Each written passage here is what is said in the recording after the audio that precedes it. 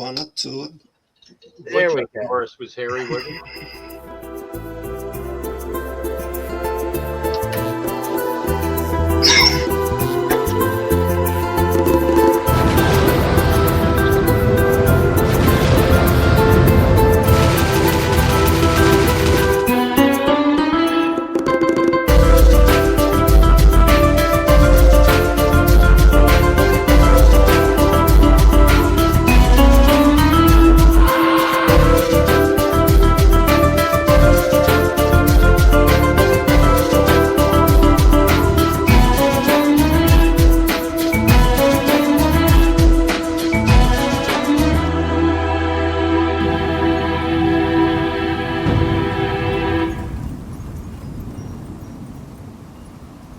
Well, hello, everybody, and welcome to another edition of the 86th Movie Review Show.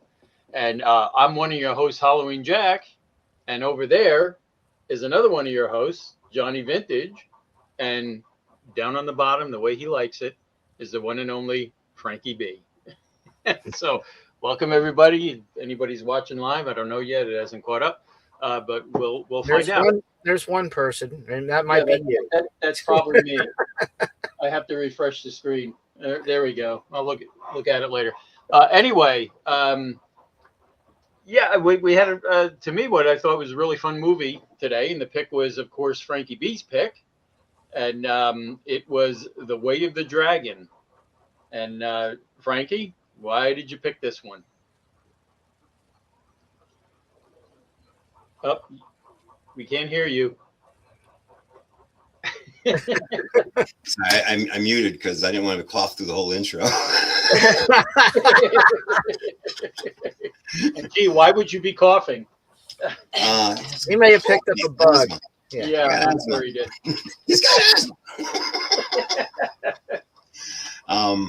It was my very first Bruce Lee movie. It was kind of unsuspected. I started taking like Taekwondo with an older friend of mine, and he's kind of like a big brother, and we were doing Taekwondo and stuff like that. So I started to realize who Chuck Norris and Bruce Lee was. But a friend of the school who was a Kung Fu instructor, they were giving a demonstration at a theater that plays double feature Kung Fu movies on the weekends. So we got there. We missed the first feature, and I'm really glad that we did because it was Game of Death, and that would have been my first Bruce Lee movie, and with the exception of the shit that he actually filmed for the movie, you know.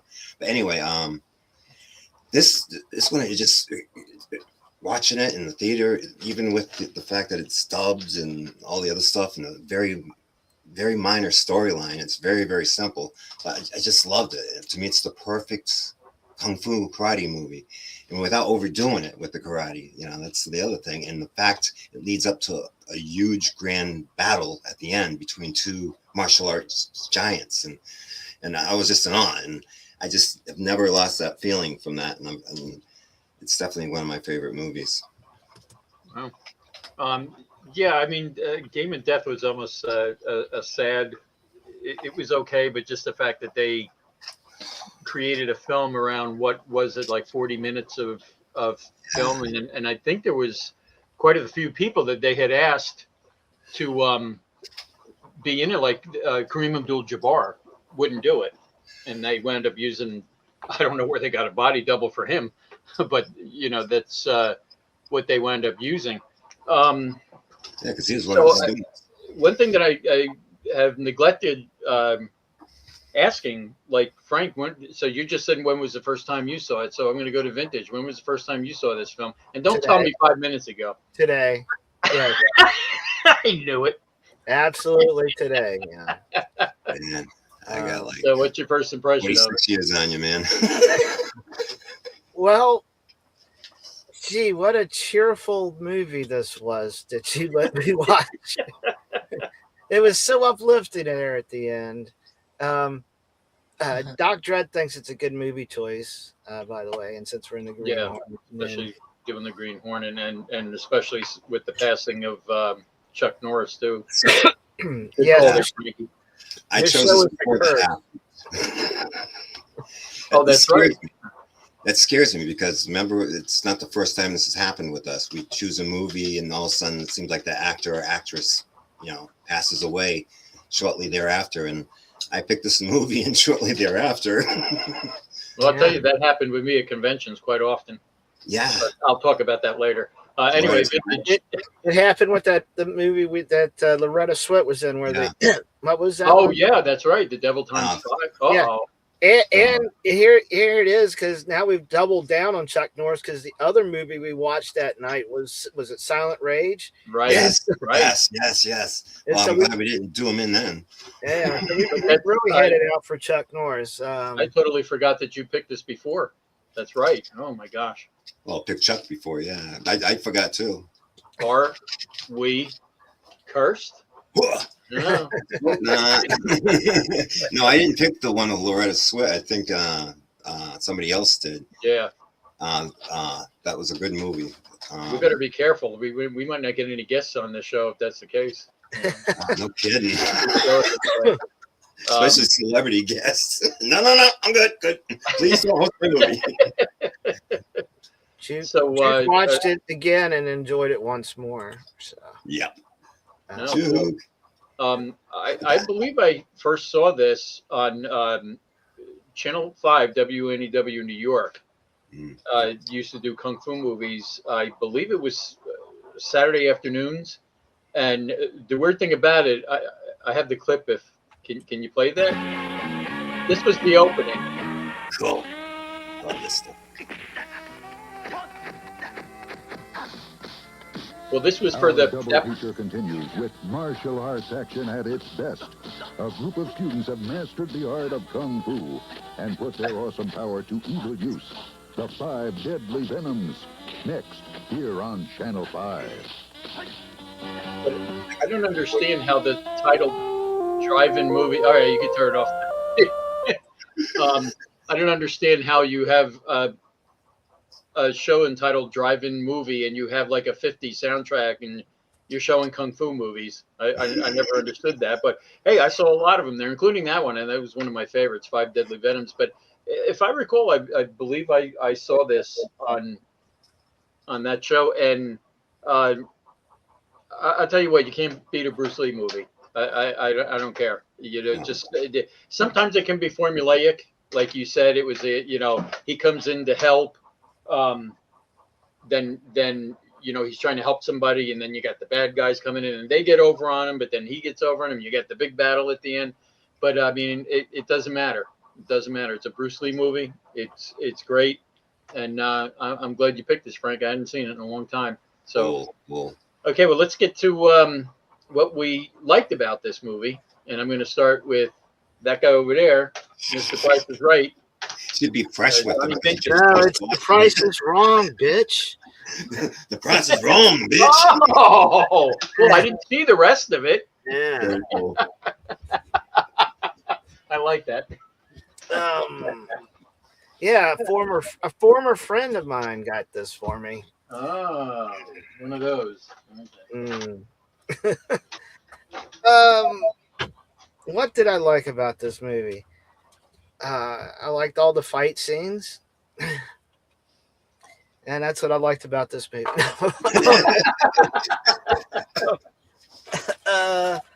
Let's see. What did I?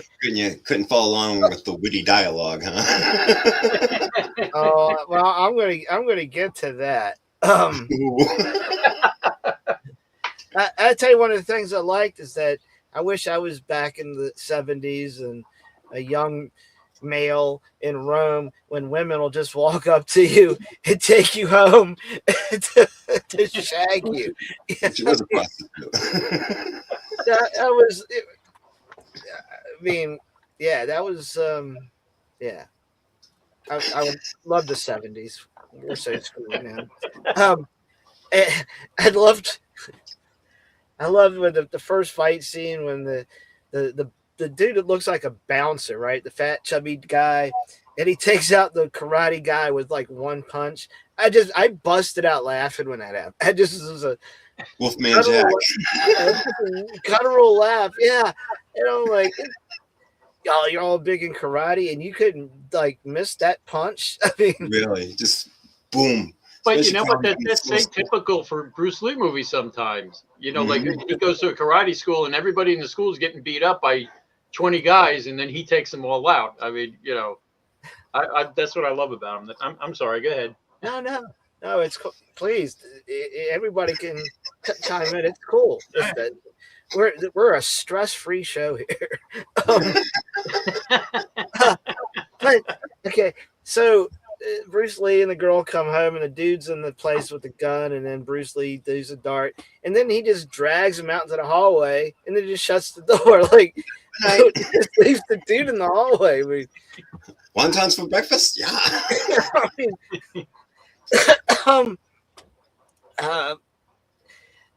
I did like the this is gonna be weird. The core in the '60s apartment. I love that little thing with the colored circles, and I know yeah.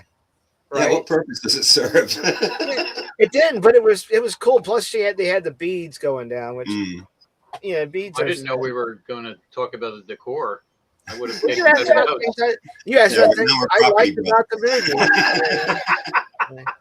A Bruce Lee movie, and he's talking about the decor. Here's one thing I like is because normally we've had this running gag about Yoko Ono being somewhere in this movie we mentioned whatever, and to me that was not touched. I didn't do not. This is an actual picture of the damn movie, and I'm thinking, when they walk in the door, I'm thinking. First, that is like the least group of imposing guys I've ever seen to come in to intimidate anybody. I like the guy on the right holding the door for people. Yes, have a great day. Literally, I did not do anything to this picture.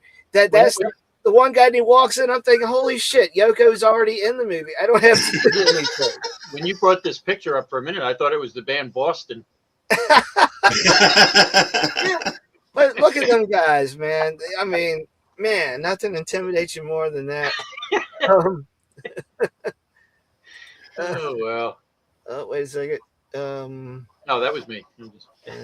No, those guys are Volkswagen drivers in that Herbie movie. So we'll go back to the Green Hornet episode. Said the movie would have been better if Bruce wore the Kato mask the whole movie. I don't know. I would like to see the Green Hornet show up in one scene or two. Yeah, this is like the Kato story. Kato after all that money the Green Hornet paid him and everything. Doc says it looks like Three Dog Night. Yes, it does. Oh well. Yeah, a little bit. Yeah. Love Three Dog Night. So, Chuck, you first see the Chuck Norris, and he gets out, and he's walking towards the camera, and it's like the camera. He just walks right into it as a nut shot. He's the Chuck.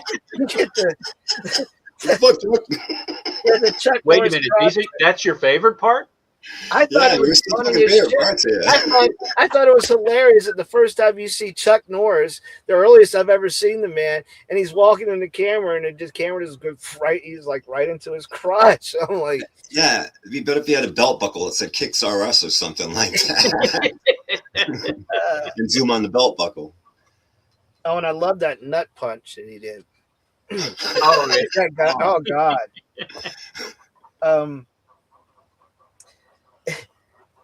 I don't know if that's a like or dislike. Still And friends with him, that's why. This is I don't know if this is a like or dislike this thing, but I never realized that Chuck Norris had such chest hair, and it's like, damn, it's the '70s, but damn, it looks like shag chest hair, man. I'm like, well, you see what was on his back too, Mike. Oh yeah, I'm like, we're watching more of the Gargantuas again. And he was the orange one. That means he was the good one, because the green one just likes to sing things for no reason. No, that one looked like Bruce Lee. He looked like the one Frankenstein conquers the world. and not to let it go to waste, because I already had this done, but that'd be funny if it was Paul McCartney that she was kicking. But, yeah, those are my likes. Okay, I'll let you go next, Frankie. Well, geez, so many things I like about. Obviously, my main like is the grand finale. I'm not gonna tease or boast or pretend there's something else, but my main like is that fact that he wrote, directed, co-produced, did the choreography with a longtime friend. What was his name? I forget. Something Chan. Oh, wait a minute. Wait a minute. The Train to Busan's coming Unicorn. through. The Train to Busan is coming through. Oh, cool. Take me to Shanghai. I have to give it a different name for this episode. Hong Kong Express. Actually, no, because it takes place in Europe. We're going to go through this all summer with the windows open. You realize that? So. I enjoy it. I will have to add something to the show when that happens. Yes, yeah, like the the little engine that could or something. Or what's that one that Ringo used to do in George Carlin? Thomas, yes. Ringo and George Carlin of all people. Yeah, I think they're both great. I was waiting for George Carlin to get on the fucking train. I don't think we're supposed to say that. Oh, I like the fact that it didn't. The movie started where you thought the movie starts on his face after the opening credits, which I loved. I love that song and title. Actually, that was the first thing I figured out on a air piano, like an air organ or whatever. My mom had an electric organ that she used to play by number or whatever. I used to try to pick out notes. So that was my first introduction to keyboards and music, trying to figure out how to play the intro to this song. I know that's weird, but I was impressionable. I was only like 14, 13. But I love how you think it's going to start off in a big brawl, and pardon the pun, and they don't. It's him being stared down by this really rude old woman. yeah, what was that all about? It's just a rude Italian chick. Or what? Yeah, just eyeballing him like, what are you doing here? And the poor guy's like, well, and the thing that confused me, it's like, how come he's having such a hard time finding food and stuff, and he scares that little kid and everything? Because he's supposed to just only speak Cantonese. And in the movie, everybody's speaking English on the dub version, but if you watch the Asian version, actually, there we go. Dubbing is. One of the notes says "old white bitch" on. Yes. Yes. Yeah. I would have loved to see him throw a round kick, like he was practicing in the prostitute's house throwing kicks. And it's funny you're talking about that because I was under the impression like he was broke or something. That's why his stomach was rumbling and he was, Shanghai Express. Good one. Yes. Perfect. I mean, for some reason, I was under the impression he didn't have any money. That's why he was like trying to get that ice cream from that kid and everything. But and all of a sudden, he whipped out the money, and I was like, "Oh, okay." Oh my gosh, that was so weird. Oh. Well, that's another thing. He approached a lot of humor with this. He had a lot of fun with it, and it's just a great flick. It's very simple. A guy comes in to help out, and there's bullies and the people putting the heat because they want the restaurant or they want their cut or some stuff like that. And all of a sudden the mountain boy comes and kicks everybody's ass. And but like you said, it had a horrible ending. It's like, cause it's not a happy ending for everybody. But yeah, I just loved so much about this movie. But it is corny and cheesy and campy in some ways, but it was supposed to be. I'm impressed that because it's one thing he was totally his project, it was his baby, his directorial debut, and he did the screenwriting and stuff like that. He's a very, very intelligent and talented guy, as we all know. Mm-hmm. And we get to see more of that in this. And I guess he's trying to do the same with Game of Death, but that's a different story altogether. What they did with that movie 5 years later. But just overall, I like the local hero thing, but my favorite part was the big finale in the old Coliseum ruins between him and Chuck Norris. So it was like, holy shit, that was like unbelievable to me as a kid. Yeah. Well, it was unfortunate because he passed away in 73. Yeah. And this was like the last movie that he had total control over. I mean, well, he only filmed 40 minutes of Game of Death, but I mean, you're right. I mean, he did everything. And of course, he did the action sequences and the directing and the writing. And I think he played some of the music too, if I remember hearing that. That Really? he was involved in something to do. Like he didn't want to do canned music or something like that. So he That's did wild. commission music. But I remember reading something that I don't know what it was, that he was involved in the soundtrack or something like that. Wow. See, Maybe it was even just the yells. I don't know. I love the theme that song. inspired me musically. The opening soundtrack as a kid, and it's inspired me to do music. I'm telling you, I love the Beatles. theme song to this, and it's going to be stuck in my head for like the next 2 weeks. Oh yeah, yeah. The only thing It I had a was- problem with was the kind of weird. Didn't it kind of look like Monty Python animation at the beginning yeah. of the movie with the guys in the rowboat? And It was kind of like cutouts, but I think that's tradition. I don't know. I just kind of thought it was traditional, or it was a style. Even as a kid, I thought it was cool. I was like, yeah. oh, that's perfect. I mean, I don't even see that as a dislike. I'm just saying that's when I first saw that. That's what came to my head was Monty Python. But the cool theme song overrides that. So. Oh man. I mean, what else do I like about this? There's just so much. I mean, I have so many notes here. I just love how he goes out into the alley, and it was a good excuse. Okay, no guns, no guns. Yeah, so everybody's got to take him on. And this Italian guy who talked like he was a mobster. That guy kept pushing everybody, and he was just flicking the nunchucks. I just thought it was funny. He was like this, boom, hitting him in the face, boom, hitting him in the face. Yeah. And the one guy that came up behind him goes, "Oh, let me get it," and he didn't even get to say, "Let me get him." It was like, "Let me get," boom, he was gone. And then that Italian mobster guy with the nunchuck trying to do what Bruce was doing, he hit himself in the head. And then what Mama Mia, and then goes Mama Mia. Yeah. But then he goes Mama Mia. And yeah. Mama Mia. I mean, if we look at Mia right there. Yep. But do you have that as a like or a dislike? I just it was probably gonna end up at the end in closing. Well, and I don't know all your shit anyway, so go ahead. I don't care.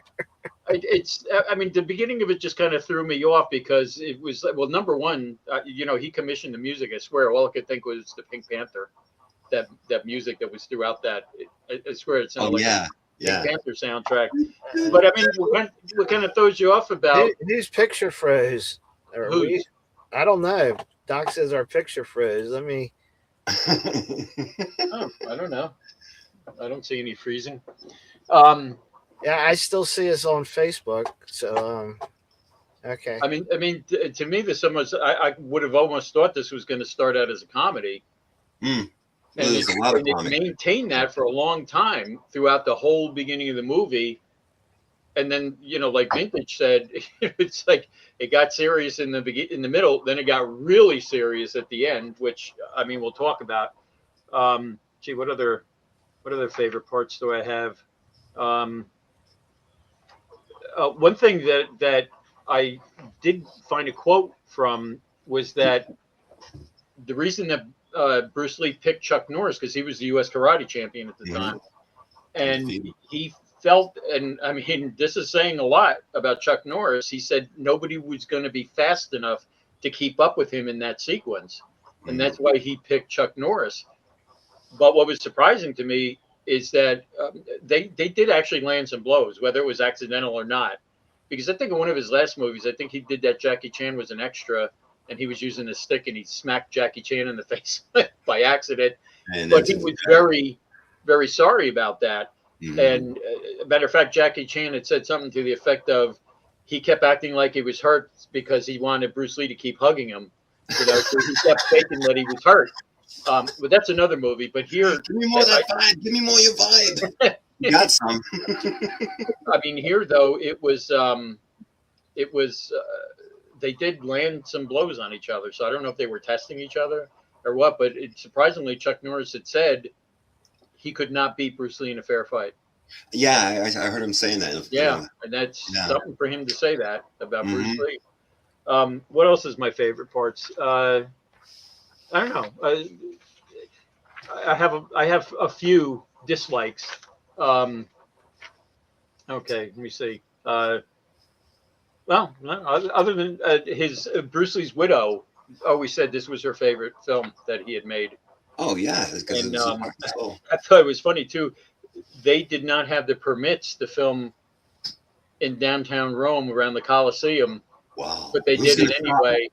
And all I could think in my head was Ed Wood, like, oh, here comes the cops, Yeah, can you the imagine police cops trying to got go to Bruce Lee and say, "Hey, you got to stop doing this"? Oh, really?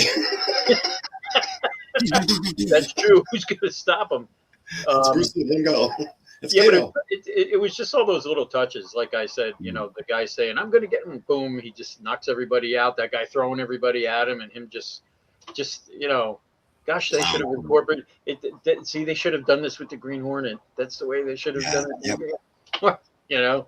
You mentioned that the had last. him more in this, but good for him that he got out of that mold, and unfortunately, the whole kung fu thing didn't work out for him. But look at this was one of the highest rated Hong Kong movies for its time.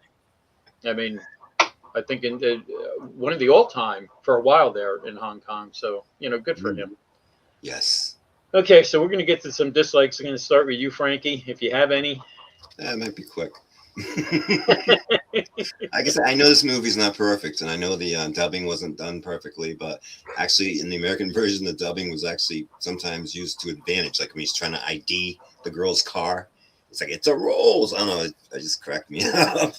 It's not as funny in the Chinese version because he says it's a Pegasus or something. But as far as dislikes, I really there's so many classic things. They captured so many classic images, and he really knew what he was doing. Probably the ending with the uncle, the way he just kind of, was trying to get out of it, and he, it was a waste of two guys that were really cool through the whole movie. Yeah. Right. And it was like a waste of, that was kind of a drag. So it's probably the ending. I might dislike the way it ended. And and that the fact that they didn't make more reference to him being on vacation from Green Hornet, maybe Green Hornet was the uncle, I can't make it. I'm gonna send Kato instead. But I just other than that's all I got. I agree. It's kind of hard to pick apart for us anyway. Now we'll go to him. Since I have the freshest viewing of this movie. Well, I'll tell you what, though, you didn't beat me by much. I'll tell you, but I had seen it already, so I had an advantage. Okay. Well,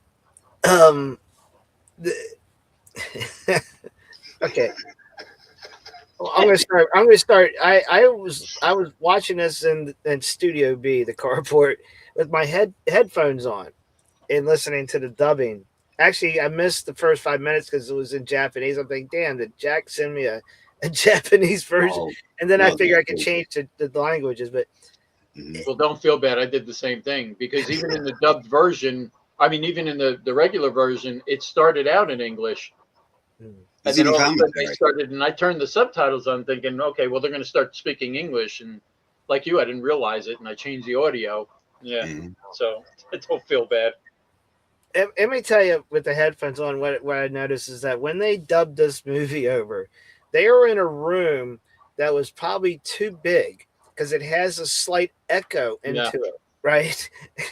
And it's so damn distracting the whole time. And it really took me out. Plus, I was really confused by the beginning of this movie, and the tone change from the beginning and like to the end, and it's like that's like getting like whiplash almost from how you start to how you end. But the dubbing, and then in the beginning of this movie, literally, I could have chopped an hour probably out of this movie. It just kept all the fight scenes and a few little things, but whenever they were either walking in the beginning or doing the car thing, and you kept playing the same damn tune over and over again. What I'm saying, that's going to be sitcom. It was like a sitcom. Yeah. and also looked like a tourist video for Rome, which but yeah, that dubbing it was off putting. I actually had to take the headphones off and watch it without because it was killing me. Well, Let's you know see. why that was like that? This movie was made with no sound. Oh, All of the voices and everything was Mhm. done post production, so they As a- probably were in an echoey room, yeah. doing all that. because of the Cantonese and the Mandarin Yeah. speaking Yeah. in the like even that's you don't have to remember your lines really. I think I want ham for lunch. Let's see. Oh, I guess I should have done this as part of the likes. I liked when the girl brings him back to the house and he wants to use her toilet so he can go blow up the toilet at woman's house. All that soup. I hope she had some type of spray. All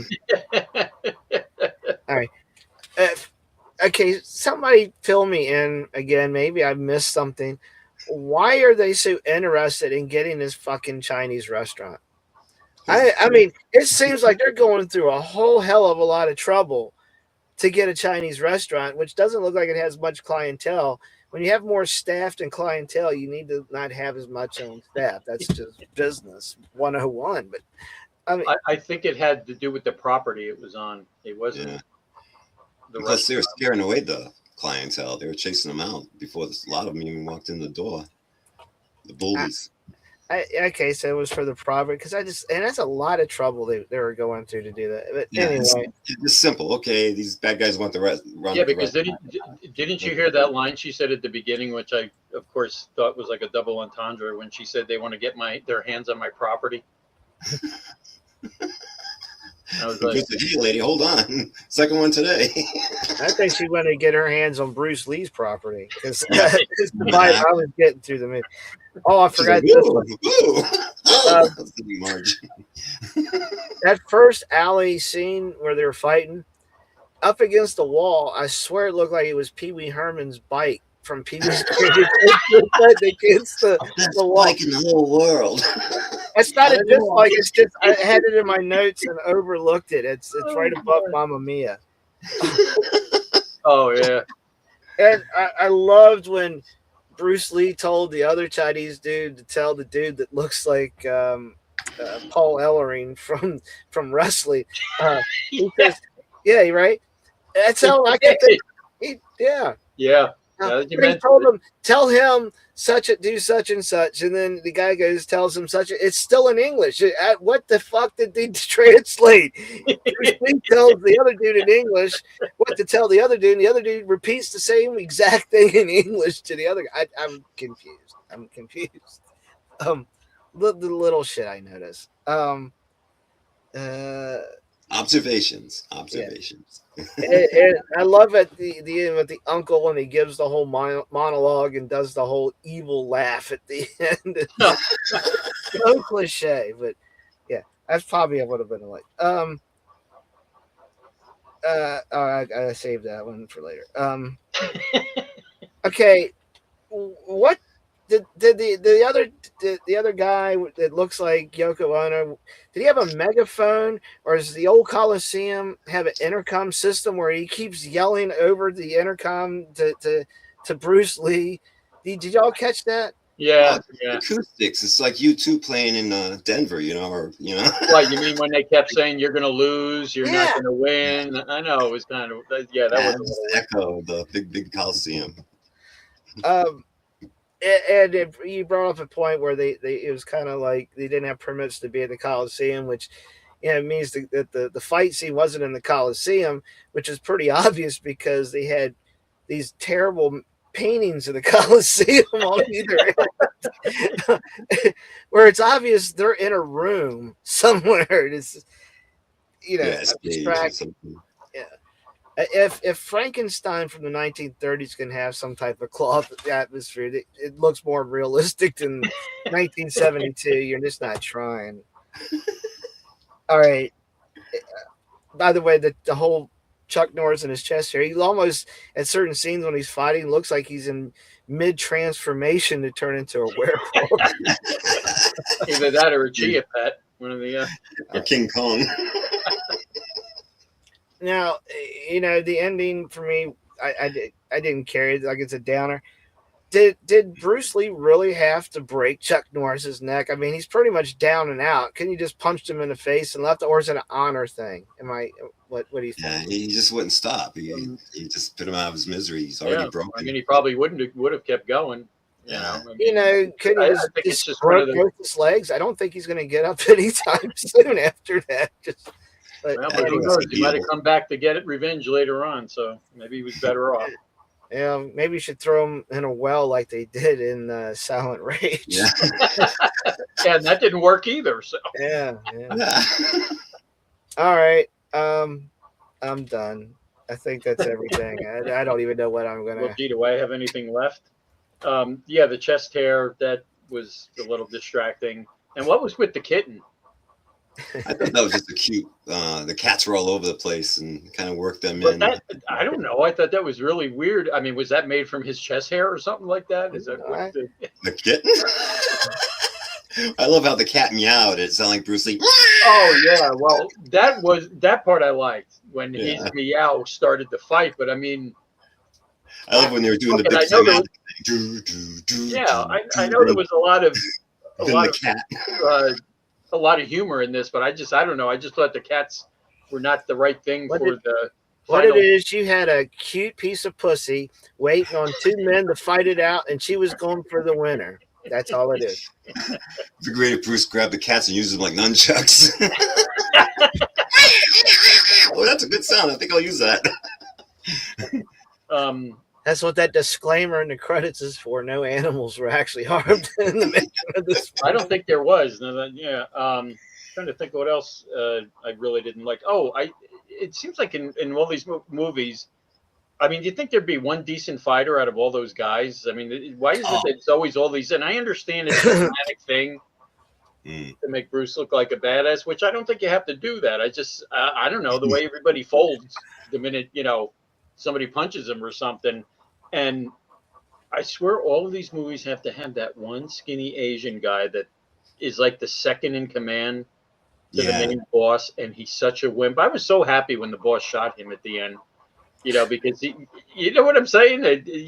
For some reason, those guys always pop up, and they act like they're badass because they have all these people behind them, and they're wimps. So yeah, when he got shot, maybe that was one of my favorite parts, I should say. And that guy.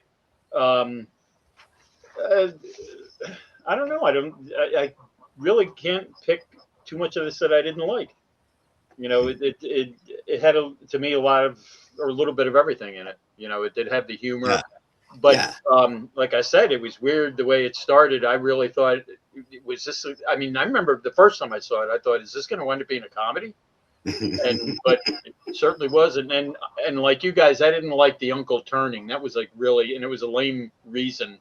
Yeah. And I knew that he was pissed off because he felt that Bruce was going to bring that negative attention. Okay, he kicked all their asses. Now they're going to come back and forth and enforce. And I can understand that part.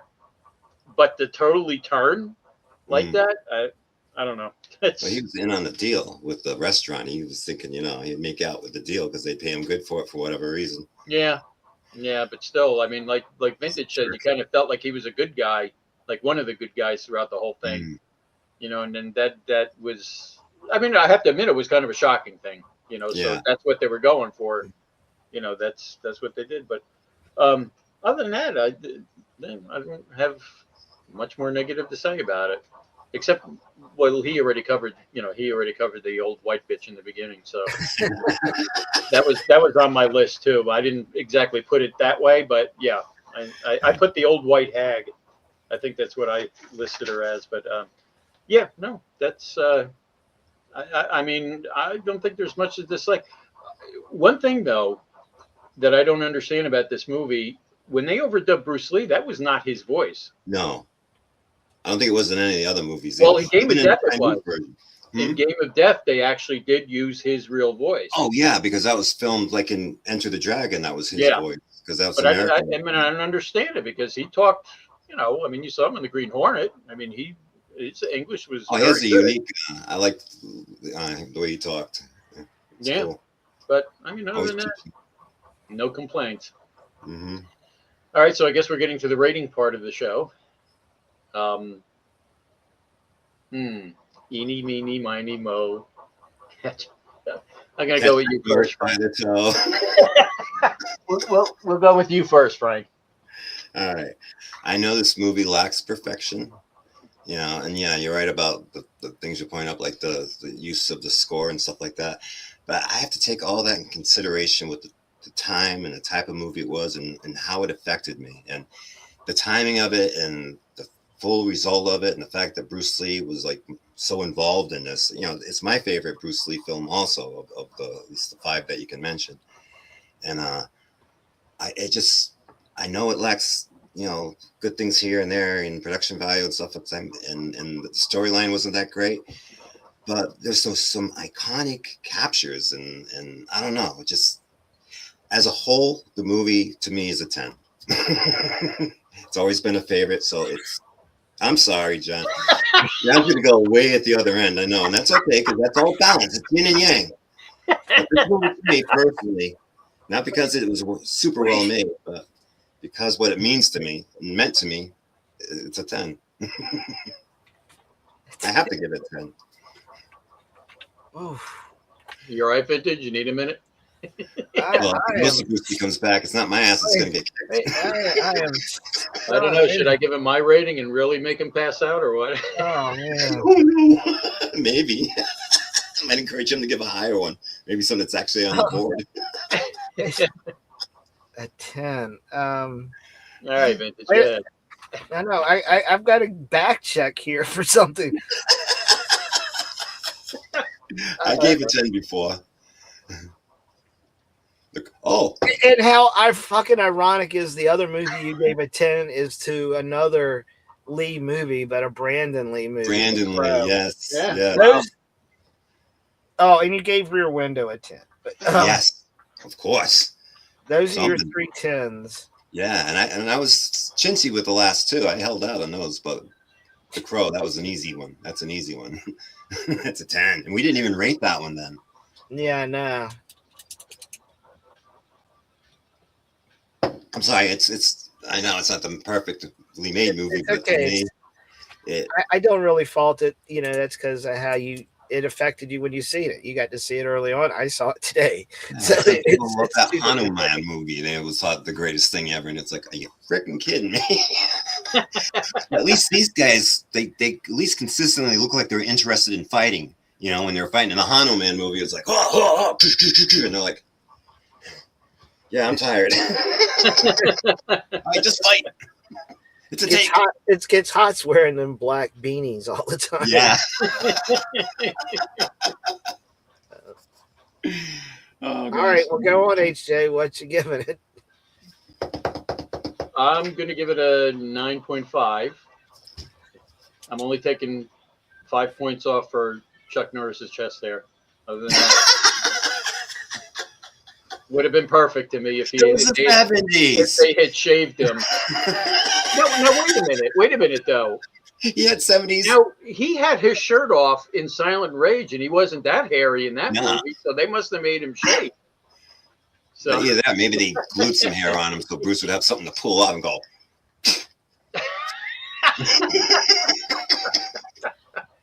Yeah, I'll give it a 9.5. Awesome. And this is where it'll all balance out to a point. Average. I feel like the average is going to come out to like a 4. Honestly, like I said, I could trim an hour off this movie and not feel like I missed anything. I just have all the fight scenes and, like I said, a few little things in between, but that's just me. I love the fight scenes. It's Bruce Lee. There's some camp in it, but it's the whole. Again, it goes back to how you start and how you end, and this is like a whiplash effect on the tone of the movie. So here's the thing. I initially, when I was watching this, at one point, think, well, I'm going to probably give this a 5. until Bruce Lee and Chuck Norris showed up at the Roman Coliseum. Oh, I got to definitely give a point to that. So that's a Oh 6. God, yeah. Should have been a 2 points, one for each. And so I'm at a 6, and then HJ just mentioned the chest hair. I'm actually giving a 0.5 for the chest hair. So 6.5. Oh, that's cool. Very cool. If it was a horror movie, you could rate it 6.66. Oh, you know what? I forgot one more part that really kind of made me laugh is that like after they were all fighting that one point in the restaurant, and like you said, Bruce Lee just made them leave, and all of a sudden the door opens and the people come in and he almost attacks them, and it turned out they were customers. Yeah, That actually made me laugh like really hard. Like that was bad. Another interesting thing about this is that Bruce Lee, Chuck Norris, and Tony Liu, who played Tony, in the movie, were all born under the sign of the dragon. Wow. That's Cool. for this. Okay, so let's after that, let's get into our final thoughts on this and vintage. I don't really have anything left. Uh-oh, we shot the load. Oh God. Oh man. I don't hate the movie. There's parts that annoyed, and that's like basically due to the dubbing and repetitive soundtrack over things. And would I recommend somebody watch it? Yeah, if you like Bruce Lee, you're gonna watch it anyway. Mm-hmm. If you like fight scenes, I'd say go and watch it. If you get bored through sections, just kind of fast forward till you see a fight scene and then stop and start watching it again. Because some of it it kind of fell flat. But this is his thing. It was his project.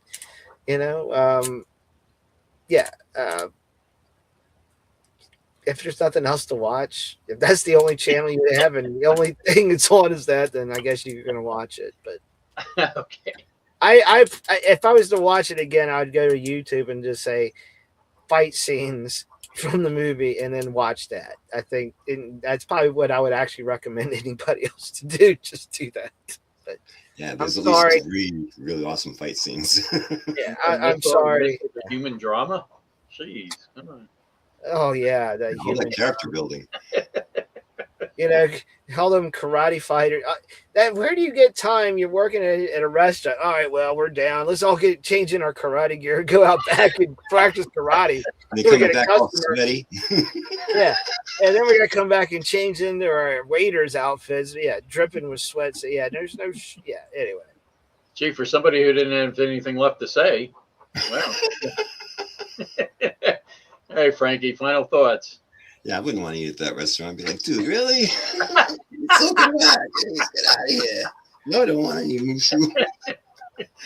Well, it makes you wonder how many Chinese restaurants are there in Rome.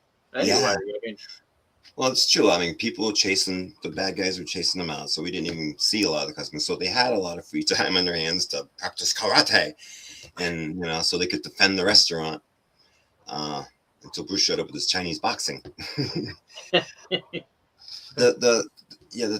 Even when I saw the movie, the one thing that confused me was like why he was the problem communication, because everybody was speaking English. But maybe if they just had everybody else speaking Italian, that would make a lot of sense, because why would Bruce know how to speak Italian and how to ask for food? Or, I mean, chances of him knowing some English is a little bit better.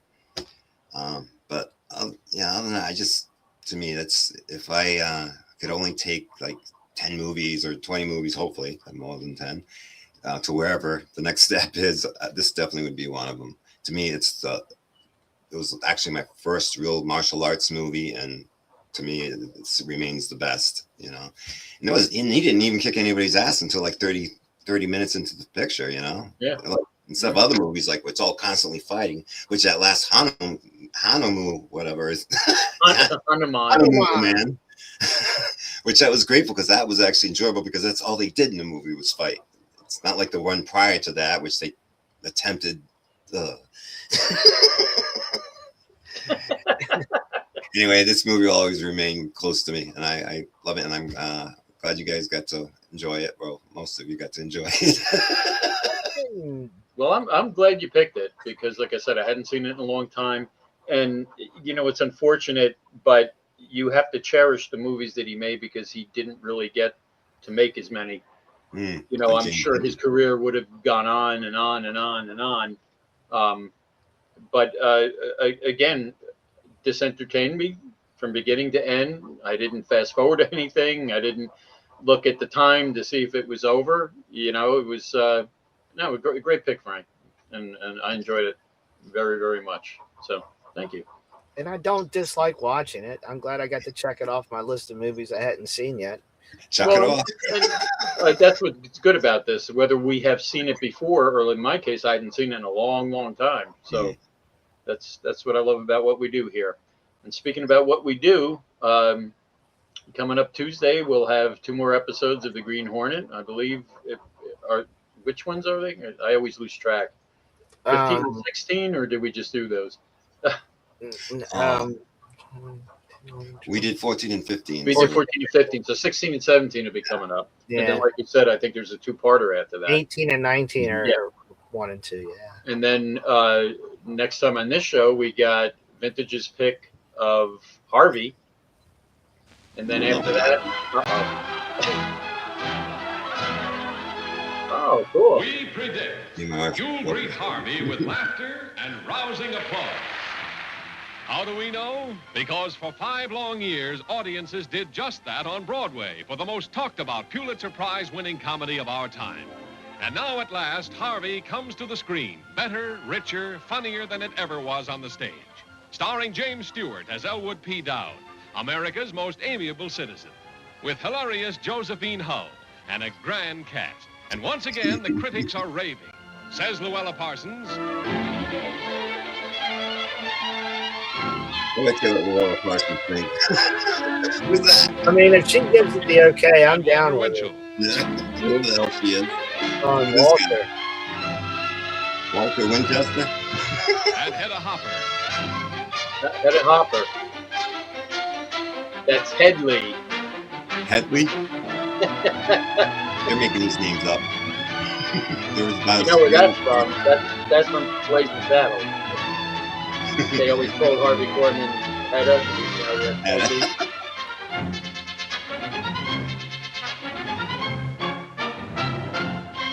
Oh, so it's an action picture. And a dance musical. So yes, in honor of Easter week, we're watching Harvey next Thursday at 7:10. Yeah. Perfect. Oh, we're not watching it. We're reviewing it because we don't want to get sued. You notice he never shows trailers for what we pick. Oh, well, I had the wrong trailer last week. I bet. Well, and then we have Retribution with Frankie's mystery pick. Yes, I'm looking forward to that. And then after that's my pick for the 86, and I have no idea. Yeah. So I'll have a couple of weeks to think about it. But well, thank you for whoever watched live. I think it was Juke and Doc, and I'm not sure if there was anybody else, but thank you. They commented. Yeah. Huh? They made comments. They were here. Yeah. Thank you for watching live, and for anybody who's watching it later on, I hope you enjoy this like we enjoyed the movie. But wait, don't go nowhere. I know. I was just going to say, you don't think I know by now to say. Do we have to do that warning thing? There's more. I hope not, because I didn't pull up that warning thing to put up. I will just say it now. Kids go to bed. There's more. I think you'll be shocked on this one. Oh boy. All right, everybody. This is part 2 of Bathhouse Barry and Boner. Boner. Maybe. I should probably put myself on mute. Wait a minute. Amazing. Oh, I think we've got a real hit on our hands here. Really do. Oh, man. Who's that drum solo in the middle of the song? Fantastic. Come drop. Your keyboards continue to amaze me. And splooge. Oh, that guitar riff. Oh, I just can't get enough of that. And Boner, your mystical vocals just put me in a whole nother level. I can't thank you guys enough for being with me and doing this venture, we're gonna have a big record on our hands, lots and lots of hits. Oh man, so glad I met you guys. There's other guys I were with, they're a bunch of backstabbing thieves. Yes they were. And so I don't need them no more. I got everything I need here. My band and my boner. Rules. Just put me in a whole nother level. I can't thank you guys enough for being with me and doing this venture. We're gonna have a big record on our hands, lots and lots of hits. Oh man, so glad I met you guys. There's other guys I were with, they're a bunch of backstabbing thieves. Yes they were. And so I don't need them no more. I got everything. You know, I've had enough of this shit.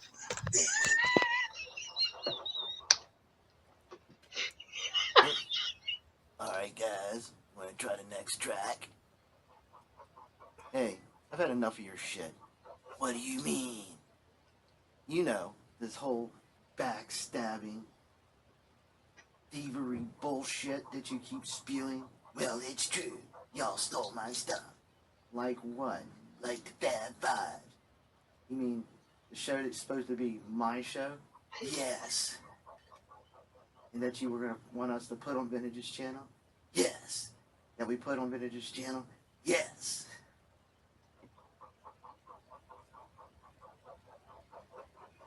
You're fucked up. I know. And the corpse. You mean the show that Vintage created? Yes. That you gave him to put on his channel when you decided to make a change in the style of your own channel? Yes. Don't you think that's a little fucked up? Yes, but that's okay. He deserves it. Why does he deserve it? He mocked me. Mocked you? Yes, mocked me. I don't like to be mocked. So, instead of asking him to take the videos down, you got his channel removed? Yes, it was the greatest thing ever. You threw away 47 years of friendship for that? Yes, it was great. I don't need him as a friend. I don't need you as a friend. I have got plenty of friends. Look, I am surrounded by friends. They're stick figures on poster board. No, they're my band. And I got Boner. Boner is a skeleton you got out of the dumpster behind Dollar General after Halloween. No! Get out of here. I don't need your negativity. You need some mental help. I don't have nothing to do with you. You're a piece of garbage. Get out of my life. You go first.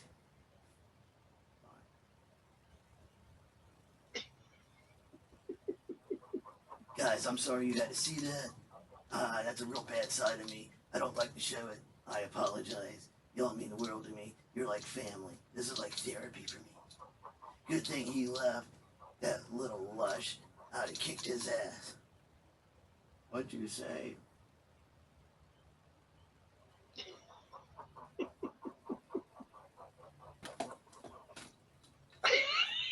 You hypocritical piece of garbage. I am so sick of you. Yeah, do on others and you do on them, huh? Well, I'm gonna show you. You son of a bitch. You think I'm a lush? Yeah, have some martini. Here, have a martini glass right to the face, you piece of crap. I can't take it no more.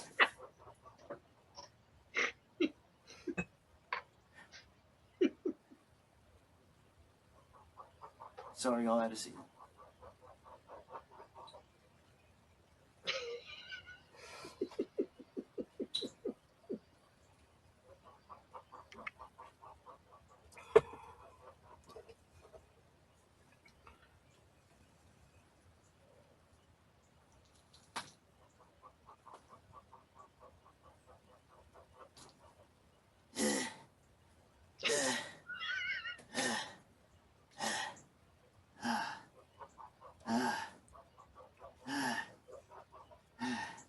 I hate those pathetic people. I hate him. Hate all of them. I'll show them though. I'll show them. We're gonna be a success, guys. I guarantee it. Might be right though. I may need to see some professional help. Been a while since I've seen the dog. I had to see two. Got a sword.